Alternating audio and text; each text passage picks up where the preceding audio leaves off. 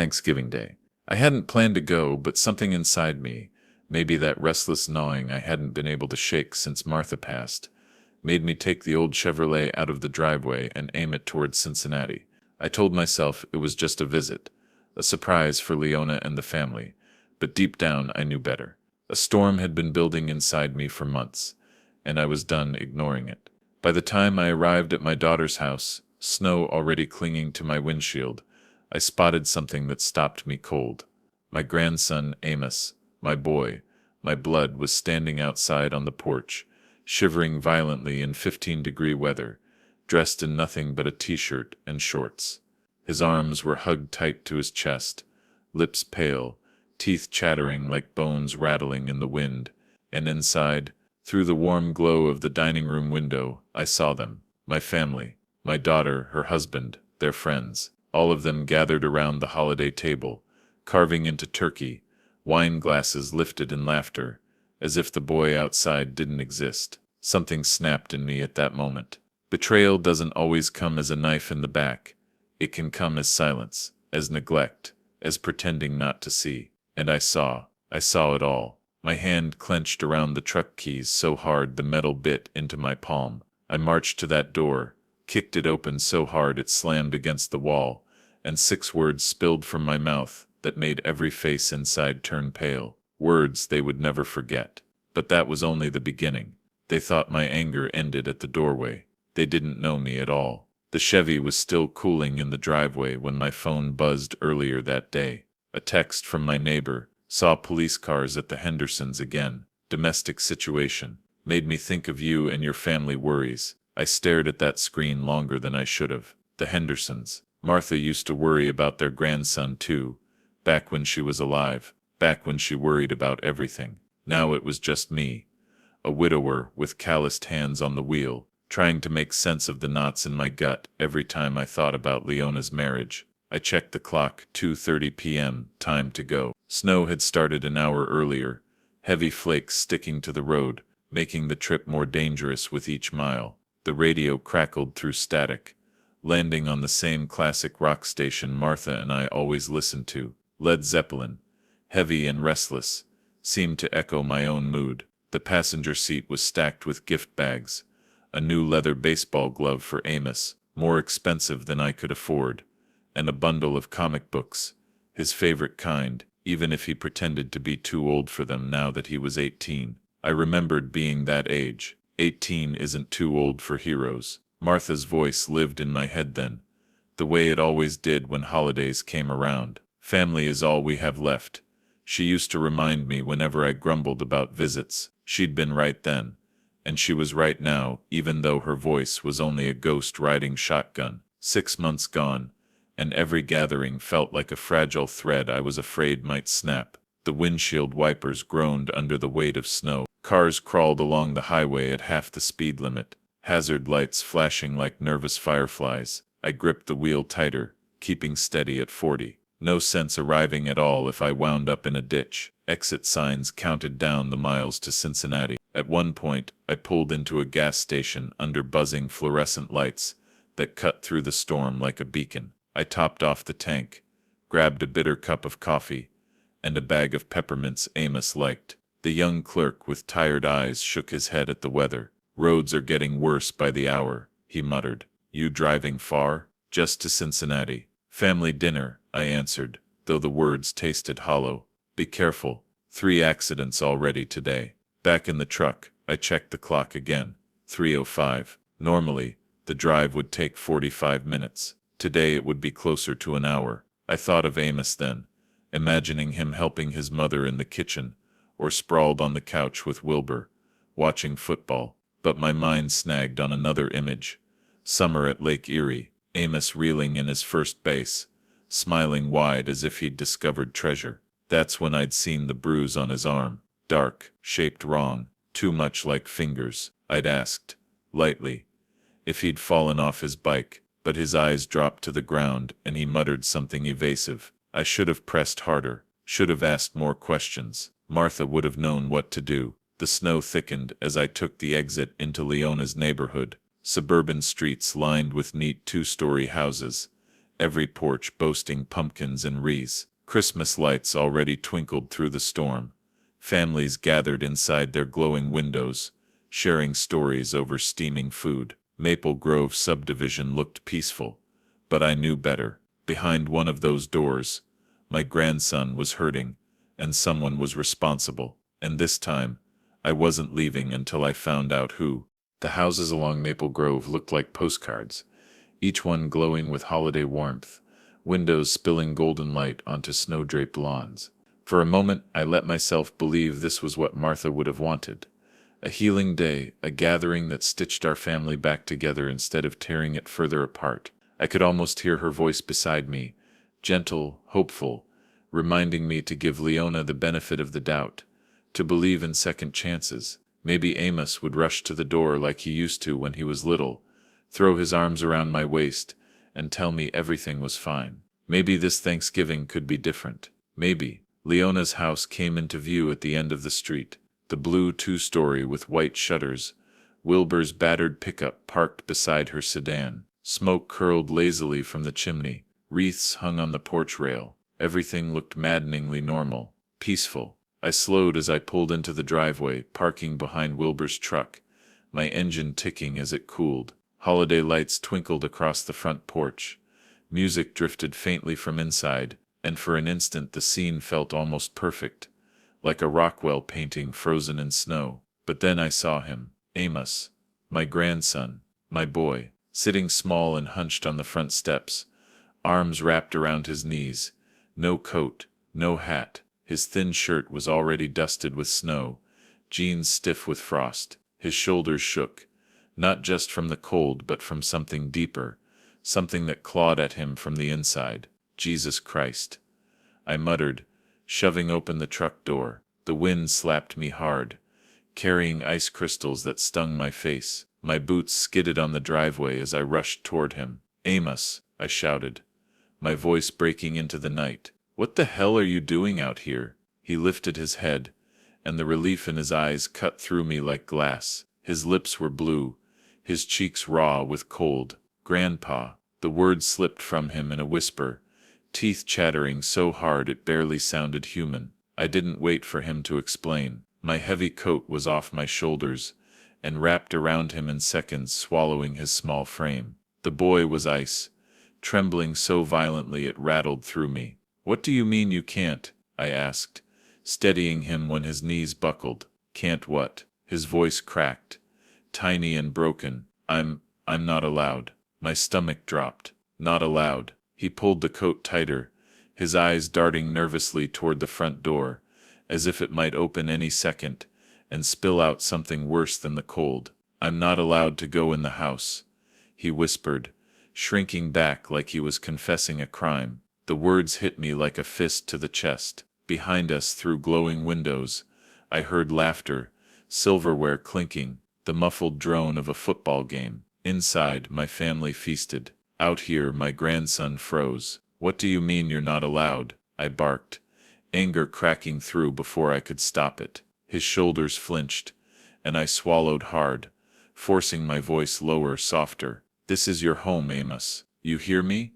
Your home. Please, he whispered, barely audible, eyes glistening in the cold. Please don't make it worse for me. If Wilbur hears you, Wilbur. The name burned in my throat like acid. I looked at the house again, really looked at it.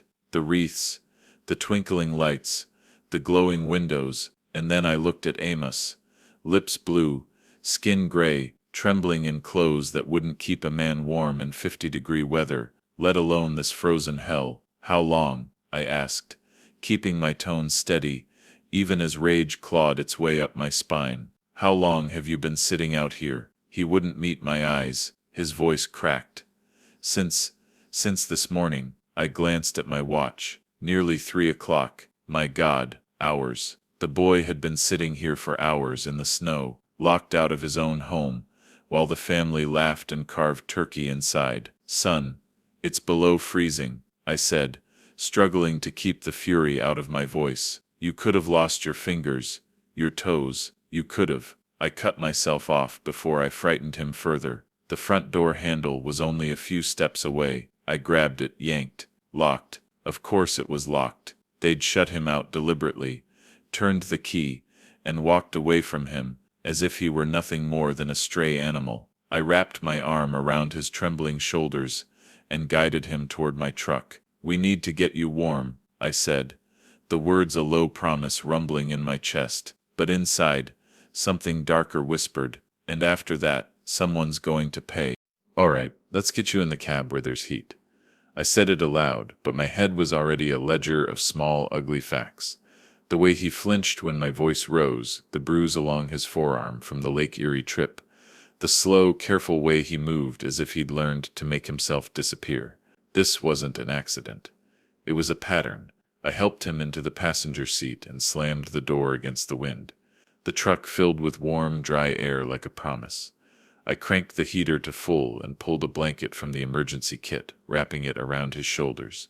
His fingers were numb and clumsy. He couldn't even hold the peppermint I offered, so I took his hands in mine and tried to push some feeling back into them with the heat of my palms.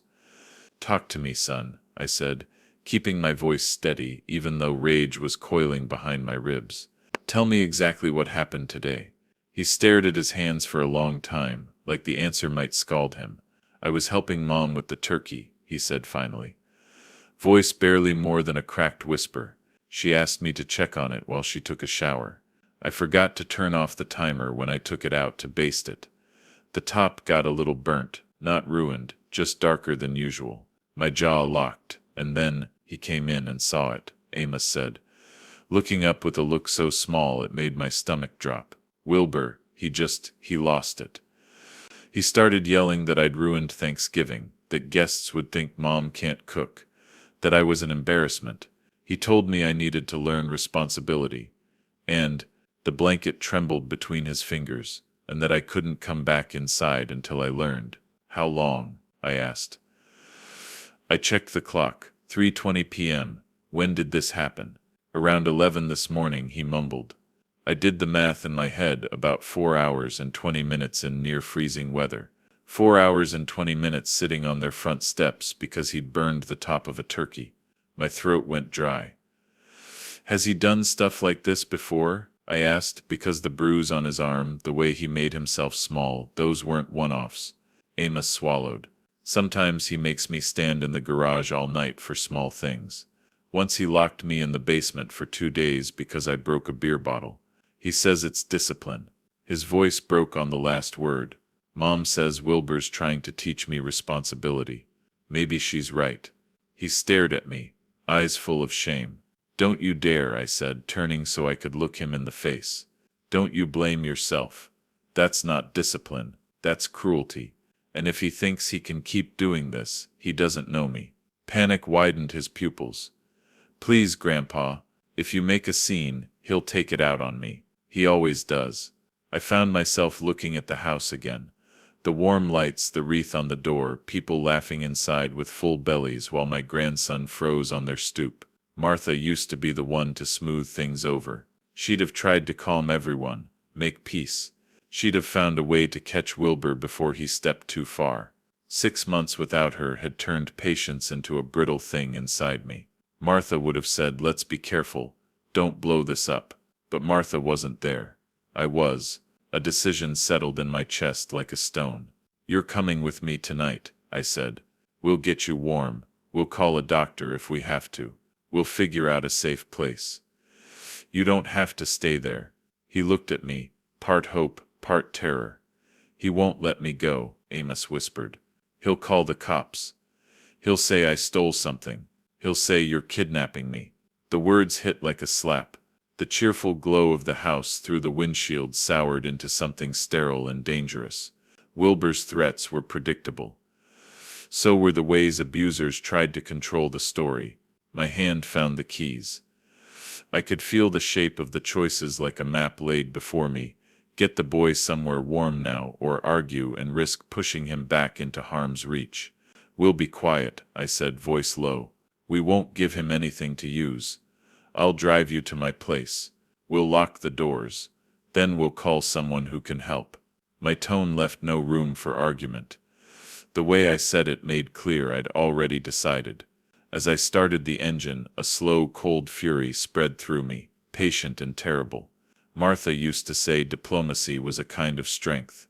She'd help people find ways back together, but she'd also never have let anyone humiliate the people she loved.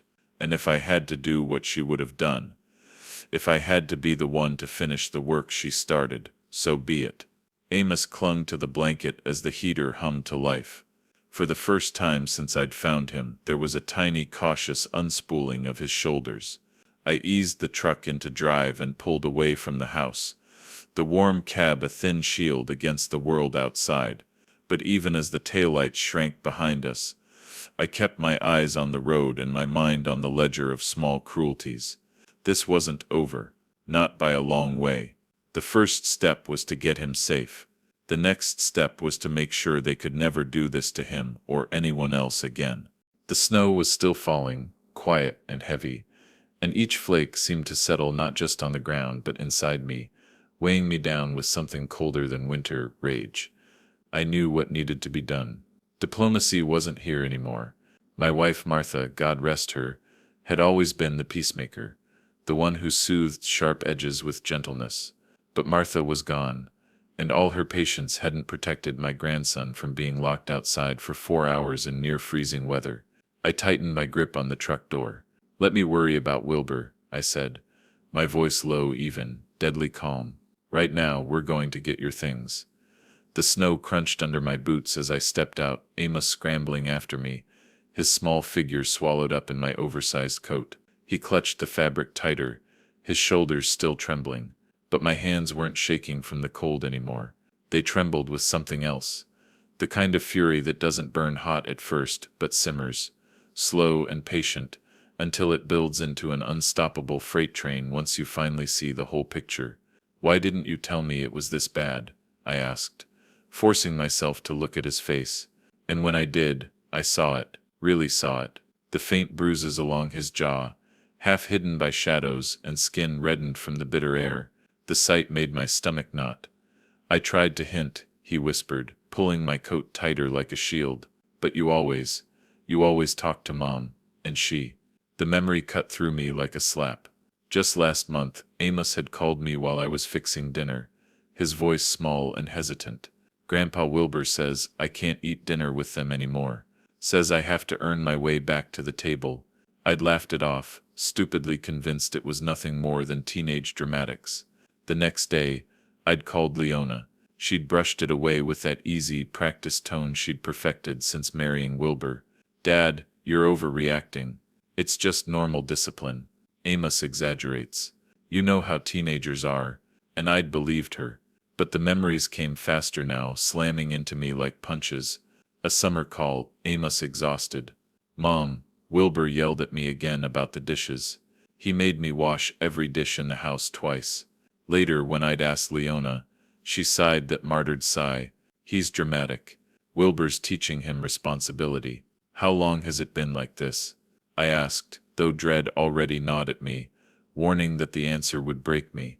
"Since Mom married him. 3 years. Amos's voice was barely audible, as if the confession itself might shatter him. "It started small, redoing chores if I didn't do them perfect. Then it got worse. I remembered the fishing trip this past summer, how Amos hadn't wanted to go home. He'd begged me to stay an extra day at the lake, shrugged when I pressed him, muttered something about liking the water. I hadn't noticed the way his face darkened when I mentioned school starting. I hadn't put it together, until now. "The basement," I said, connecting the pieces like shards of broken glass. "You mentioned sleeping in the garage. How many times?" His eyes dropped. "More than I want to count. Last winter he locked me out for forgetting to shovel. I slept in your truck. Christmas Eve, when you visited." My chest tightened. My truck. My grandson had curled up in the freezing dark in my own truck, while I sat inside sipping eggnog and thinking we were having a wonderful holiday. Guilt hit me like a physical blow, robbing the air from my lungs. The house stood ahead of us, lights glowing warm and inviting, laughter spilling faintly into the night. A perfect postcard family scene, while my grandson froze outside its walls. "Your mother knows." He nodded miserably. She says Wilbur's just trying to make me better, says I'm too sensitive, that I have to follow rules. The rage rose sharp and hot, tunneling my vision until all I saw was red. Martha used to warn me about my temper, told me to count to 10, breathe, settle before acting. But Martha wasn't here, and 10 numbers couldn't protect Amos from this man. Come on, I said, pulling the boy tighter under my coat. We're going inside. Grandpa, no, please, if you make a scene he'll just what? My voice cut like a whip. Lock you out in the cold. Beat you, starve you. My words came harder, sharper. Son, it doesn't get much worse than this. His eyes flickered toward the front door, fear alive in them, but I was already walking, boots sinking into the snow with purpose. The door loomed, Wilbur's fortress of polished wood and money. I didn't bother with the bell, didn't bother with knocking. My boot connected with the lock, years of factory work still in my legs, still in my bones. The wood splintered, the crack echoing down the neighborhood. The door slammed open so hard it bounced, and the warm air hit us, roasted turkey, candle wax, the sudden stench of betrayal. The room froze. The table looked like something from a magazine, white cloth, gleaming crystal, candles dancing golden light. Wilbur at the head, carving knife in hand. Leona, in a green dress, her hair perfect. A little girl, 10 maybe, fork hovering midair. They were frozen mid-motion, like mannequins caught in a perfect holiday portrait. The contrast punched me in the gut. A golden turkey steaming in the center, laughter and warmth hanging heavy in the air, and outside, Amos, shivering in the cold, abandoned. My voice thundered into their stillness, shaking the perfect scene apart. Have you completely lost your minds? The girl dropped her fork with a sharp clatter. Leona's face went paper white, the serving spoon sliding from her hand and splattering gravy across the pristine cloth. Dad, she whispered, her voice a fragile squeak. What are you doing here? How did you? Leona's voice cracked, but I cut her off before she could weave excuses. My finger stabbed toward Amos, still wrapped in my coat, still shivering despite the warmth spilling from the house. While you sit here feasting like royalty, that boy was locked outside to freeze. 4 hours, Leona. 4 hours in weather that could have killed him. The knife in Wilbur's hand paused mid-air. Slowly, with deliberate control, he set it down and rose from his chair. The man was bigger than I remembered, broader in the chest, heavier through the gut, easily 50 pounds on me. But size doesn't always matter when you've got righteous fury burning through your veins. I'd been in enough fights back in my factory days to know anger could turn even an old man into something dangerous. His eyes fixed on me, dark and hard, measuring, calculating. The voice that rolled out of him was low and practiced, the voice of a man used to being the unquestioned ruler of his home. Who gave you permission to enter my house?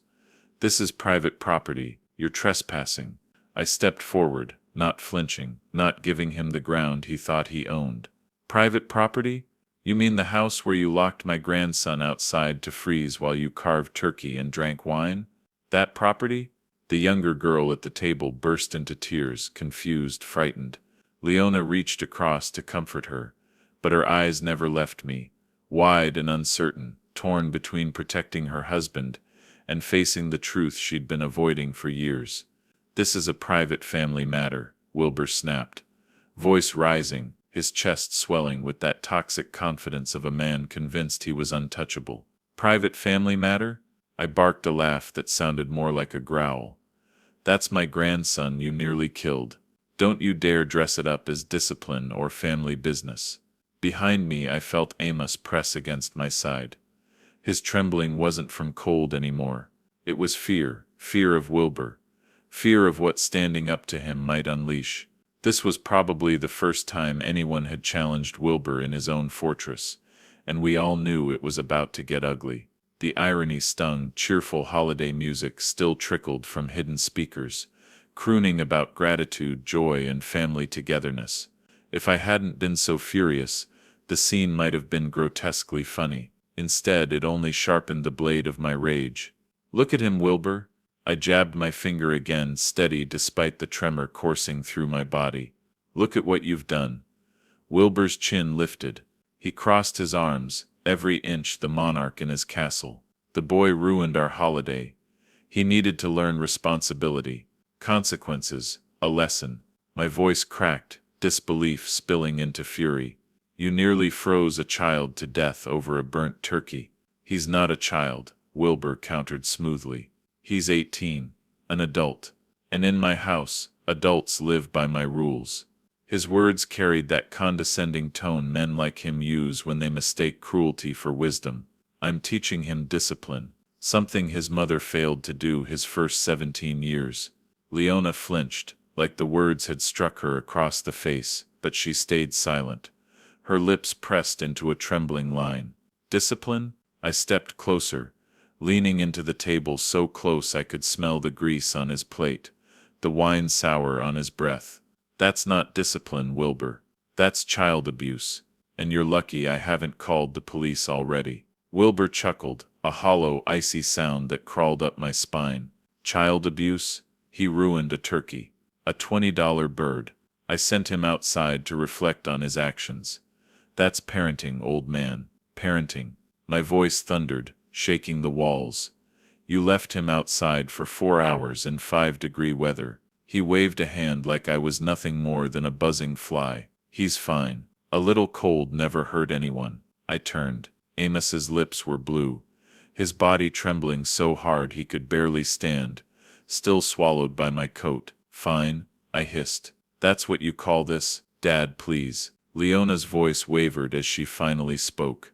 Eyes wet. Don't ruin our holiday. We can discuss this later. I swung my gaze to her, the fury in my chest boiling hotter. Ruin your holiday? Your son was freezing on your front steps, and you're worried about me ruining your dinner? She dropped her eyes to the tablecloth, shame battling denial. Wilbur was just trying to teach responsibility. Boys need firm guidance sometimes. Firm guidance. My voice broke with bitter laughter. When you were 18 and dented my truck, did I throw you outside in a blizzard? When you failed your math exam, did I make you sleep in the garage? Did I ever lock you away like an animal? That's different, she whispered. How? I snapped. How is it different? Wilbur surged between us, his face red, his fists clenched. Because this is my house, he roared. And Amos isn't even my blood. I'll discipline him however I see fit. And there it was. The mask finally slipped. The ugly truth I'd suspected, but dreaded to hear spoken aloud. Amos wasn't family to him. He was an inconvenience, a burden. A boy without the right bloodline, punished simply for existing. I stepped in, voice dropping to a deadly whisper. You have 30 seconds to apologize to my grandson. 30 seconds to show the smallest scrap of decency left in you. Wilbur smirked, that smug superiority dripping from every line of his face. I don't owe that boy anything. If he doesn't like my rules, he can find somewhere else to live. The younger girl cried harder. Leona shushed desperately, but none of it reached me. All I saw was Amos's face. Scared, broken, believing every word that monster said. Somewhere else to live, I repeated, stepping closer, until I could smell the alcohol clinging to his breath. You're right about that. My hand slid into my coat pocket. Slow, deliberate. I drew out my phone, thumb hovering above the keypad. The shift in his face was immediate. That smug veneer cracked, just slightly, as the meaning sank in. Either you apologize to my grandson, I said, voice steady as stone, or I call Child Protective Services, and let them take a good long look at this house. You wouldn't dare. He puffed himself up, stepping closer, trying to swallow me in his shadow. Try me. I started dialing, every button pressed loud in the silence. Behind me, Amos's hand clutched my arm, trembling hard. Fear, not from cold, but from the terror of making things worse. The terror of years living under this man's roof. Dad, please. Leona darted forward, hands raised, desperation painting her voice. Don't destroy our family over this. I'm not destroying anything, I said without looking at her. Wilbur destroyed it, the moment he chose to abuse my grandson. Abuse. Wilbur barked a laugh, brittle and bitter. It's called discipline, something his weak mother never gave him. Leona flinched again but stayed silent. She'd grown too used to swallowing the humiliation, to wearing his cruelty like a second skin. "Get out of my house," Wilbur snarled, jabbing a finger at me. "You have no authority here. Amos is my responsibility now." "Responsibility?" I spat. "Is that what you call this?" I swept my hand around the room. "The perfect table, the crystal glasses, the centerpiece. You sit here fat and happy, while the boy shivers on your steps. That's your responsibility." The girl's sobs grew louder, confusion and fear twisting her little face. Leona tried to soothe her, but her eyes flicked back to me, and Wilbur, knowing this wasn't just shouting, it was war. "He's not a child," Wilbur snapped. "He's 18, and in my house, adults face adult consequences. He embarrassed us, ruined our holiday, and our guests left because of him." He gestured toward the empty chairs around the table. I stared at them, a new wave of disgust settling in. Guests had been here. People had eaten and laughed while Amos sat outside freezing, and not one of them had spoken up. Not one of them had cared. "Grandpa, let's just go," Amos whispered behind me, his voice so small it cracked something in my chest. "Please, I don't want to cause more trouble." I turned, meeting his eyes. "You've never been the problem, son. Not once." Then I looked back at Wilbur. Every ounce of fury crystallized into a single decision. "You've got 30 seconds to apologize. Last chance." "I'll do no such thing." Wilbur crossed his arms, chin jutting upward. "And I won't take orders from a bitter old man clinging to the past." "Then we're done." I slid the phone back into my pocket, my mind made up. "Amos, get your things. You're coming home with me." The silence was suffocating. Even the little girl's sobs paused, as if the whole house was holding its breath. "You can't just take him," Leona whispered. "Watch me." My hand closed firmly around Amos's shoulder. "Go pack. We're leaving." Leona scrambled after us as we moved toward the stairs. "Dad, you can't do this. You can't just take my son." "I can, and I am. Unless you'd rather I call the authorities right now." Amos darted up the narrow staircase, quick and nervous, leading me toward his room. I kept behind him, body a shield against the footsteps pounding after us. "This is kidnapping," Wilbur's voice bellowed. "I'll have you arrested. Good luck explaining to the police why my grandson was left outside in 5-degree weather for 4 hours." I shot back. We reached his room at the end of the hall, and my gut twisted at the sight. Small, bare, no heat vent. The twin bed shoved against the wall, a single dresser, the window leaking cold air. It was a storage room, dressed up as a bedroom. "This is where you sleep?" I asked, already knowing the answer. Amos nodded, tossing clothes into a duffel. "Wilbur says the basement's for guests, and the other upstairs room is for my sister." "Not our sister, my sister." Even in his own house, he was an outsider. "Take everything that matters," I said, planting myself in the doorway. "We're not coming back." Leona appeared behind me, her face streaked with tears, her voice breaking. "Amos, think about what you're doing. This house was supposed to be a home, a refuge, the center of family." But as Amos stuffed a Dayton University sweatshirt into his bag, his voice cut through the quiet like glass on tile. "Some family," he muttered, bitterness heavy in every syllable. "Real families don't lock their kids outside to freeze." He zipped the bag with shaking hands. "Wilbur didn't give me responsibility, Grandpa. He gave me hypothermia." He glanced at his mother then, and I'll never forget the look in his eyes. 3 years of bruises, both visible and invisible, stared back at her. "Mom," he said, his voice steady now. "He made me sleep in the garage last week, because I left a glass in the sink." I turned on Leona so fast she flinched. "A glass?" I demanded, my voice sharper than I intended. "That's not discipline, that's cruelty." Leona's face wavered between shame and defense, her lips trembling. He just has high standards. He wants Amos to be better. He wants me gone," Amos said flatly, pulling the zipper closed with a finality that sounded like a slammed door. "And you know it." We headed downstairs, and there Wilbur stood waiting, planted at the bottom step like some self-appointed sentry, his arms crossed, his jaw locked, his eyes glinting with the smugness of a man who thought he'd already won. "You leave my house, boy," he said, voice dripping with venom, "and don't you ever come back." "Fine by me," Amos answered, and for the first time in years there was steel in his tone. His voice had grown hardened like tempered iron forged by 3 winters of cruelty. The front door still hung crooked on its hinges from when I'd kicked it in, cold wind pouring through and making the holiday decorations flutter, as if even they were trying to escape. My truck idled in the driveway, its exhaust pluming in the frozen air like a beacon of freedom. "Amos." Leona's voice cracked as we stepped outside. "Please, don't do this. I love you." He stopped, turned, looked back at her one last time. "If you loved me, Mom, you wouldn't have let this happen." Her knees buckled, but he didn't wait to see. We walked to my truck in silence, boots crunching in snow, breath ghosting the night. I tossed his bag in the back and opened the passenger door. Through the shattered doorway I saw the tableau left behind.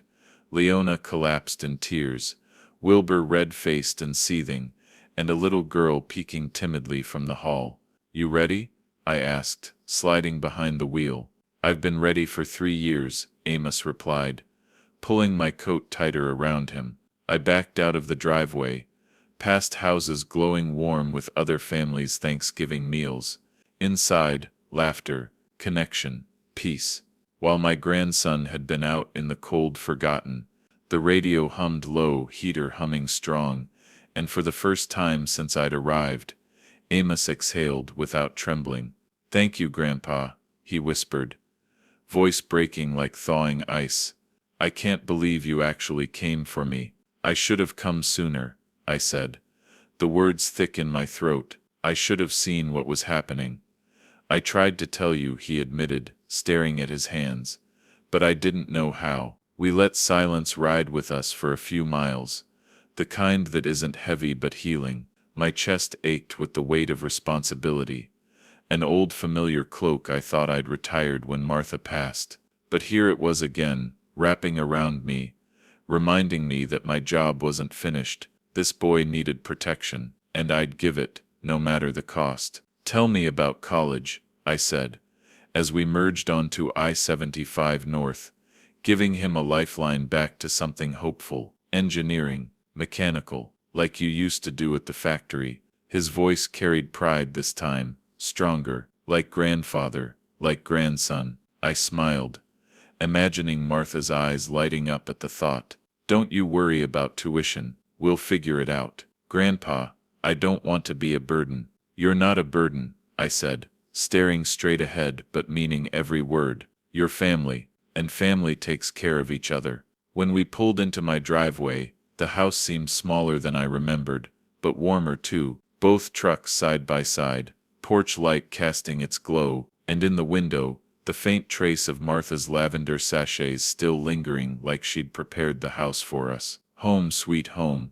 I murmured, carrying his bag to the door. Inside, warmth enveloped us. Familiar carpets, worn furniture, family photos of years past. Not perfect, but ours. His guest room waited with Martha's quilts folded neatly, photos of him as a boy hanging on the walls. His shoulders dropped, relief softening his whole frame. "It's so warm in here," he whispered. "Thermostat set to 72 year-round," I said, with a chuckle. "Your grandmother always said life's too short to be cold in your own house." We cooked together like old times, him washing vegetables, me seasoning chicken, the rhythm of family life slowly returning. But when I asked about Wilbur, his voice faltered, his knife chopping carrots too precisely. "He controls everything," Amos said. "What I eat, when I can shower." He even told Mom she had to choose, him or me, and she chose him. I finished for him, my chest burning. Amos only nodded, and I had to grip the counter to steady myself. Martha had always warned me my temper would either save or destroy me. Right now, it simmered like a volcano. Later by the fire, I asked about the good things: school, friends, music. His smile returned, as he talked about making Dean's List, about Jake teaching him guitar. "Your grandmother always wanted to learn guitar," I told him, pointing to her picture with that instrument. For the first time in hours, we both laughed. Dinner was simple but perfect, conversation filling the air like it hadn't in years. Hope replaced fear in his eyes. That alone was worth everything. But peace never lasts. The phone rang as we were finishing dessert. An old freezer pie. Amos stiffened. Caller ID, Leona. And then 3 sharp, commanding knocks rattled the front door. Not neighborly, not hesitant, authoritative, demanding. Stay behind me, I told Amos, my blood running cold and hot all at once. Through the peephole, I saw them. 2 uniformed officers on my porch, and behind them, like vultures waiting for scraps, Wilbur and Leona. Mr. Burke, the officer called, voice steady. Police, we need to speak with you. I opened the door just enough, blocking their view of Amos. What can I do for you, officers? Wilbur shoved forward, finger pointing like a dagger. That man kidnapped my stepson, broke into my house, took him without permission. The officer, older, weary-eyed, lifted his hand to quiet him, and in that heartbeat of silence, I knew this fight was far from over. You'll be nothing without me. Those were Wilbur's last words before the officer shut the door behind him.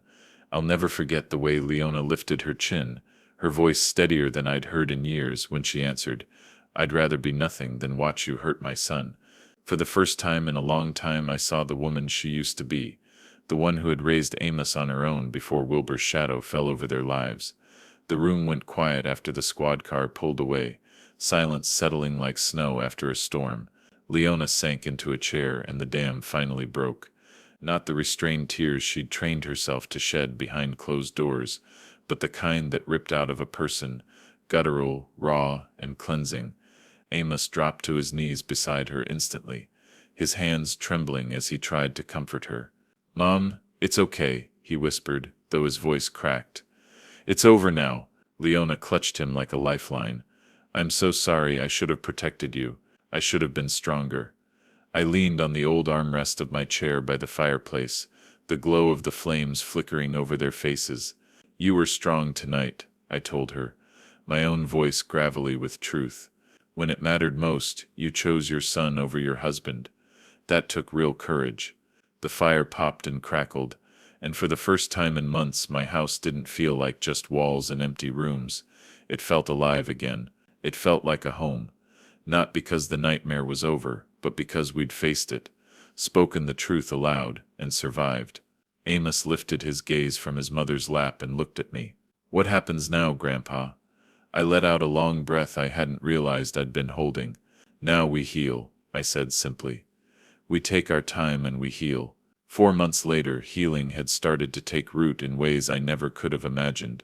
The kitchen smelled of butter and batter that morning as sunlight streamed through the window. Leona was at the stove, flipping pancakes with the easy rhythm of someone who'd finally found her footing again. Amos sat at the table, grinning down at a letter he'd read so many times I was surprised the ink hadn't worn off. Full scholarship, he said again, like he still didn't quite believe it. They're actually paying me to go to school. That's what happens when you're brilliant and work hard, Leona replied, setting down a steaming plate in front of him. I sat with my coffee watching them. My chest ached, but in the best way. The kitchen had life in it again. Chatter, clatter, and the kind of ordinary chaos Martha used to say was the sound of love. Leona had moved in for good after Wilbur's conviction. The guest room became hers, and we'd turned the basement into a real bedroom for Amos. Not a cold punishment cell, but a proper space with a desk, bookshelves, and windows that let in light. The way it should be for any young man. Dad, Leona said, sliding into the chair across from me. Are you sure you don't mind us staying here? I know you're used to your independence. I shook my head. Independence is overrated. Family is what matters. Besides, who else is going to keep Amos from burning the kitchen down when he experiments with cooking? That was one time. Amos laughed, mouth full of pancake. And the fire was tiny. The sound of his laugh, genuine, full, unafraid, nearly undid me. Later that day, after Amos left for guitar practice, Leona and I found ourselves working side by side in the garden, She pulled weeds with a kind of determination I hadn't seen in years. I turned the soil, feeling the earth give beneath my hands, thinking about how Martha had always said spring was proof the world could start over. "Dad," she said quietly, not looking up, "if you hadn't come that day—" "You don't need to thank me," I interrupted, straightening my back. "I just did what any grandfather would do." "No," she insisted, voice firm this time. "You risked everything. You could have been arrested, but you came anyway." I thought of Martha again, her steady voice in my memory. Truth has a way of winning out in the end. That evening, we fell into our routine: dinner, a little television, Amos practicing guitar while Leona worked on a crossword, and I read the paper. Simple things, ordinary things, the kind of moments we'd been starved of for far too long. Halfway through, Amos set his guitar down. "Grandpa, I've been thinking," he said. "I might change my major, from engineering to what? Social work. Maybe counseling. I want to help other kids going through what I went through." I stared at him, pride swelling so big in my chest it almost hurt. "That's a fine goal," I said, my voice rough. "Your grandmother always said the best way to heal is to help others." Later that night, Amos and I stepped outside onto the porch. The air was crisp, the stars scattered across the dark sky. We stood in silence, two generations who had found each other again after nearly being torn apart. "Grandpa," he said softly. "Yeah, thank you for coming to get me. Thank you for being worth saving." I swallowed hard, unable to trust my voice, and pulled him close. Behind us the house glowed warm and safe, filled with laughter, truth, and love. The kind of family Martha would have been proud of. And so the house grew quiet again that night. But it wasn't the silence of fear or loneliness anymore, it was the silence of peace. Outside, the stars burned steady, watching over us the way they always had, while inside, three people who had been broken in different ways were learning how to fit the pieces back together.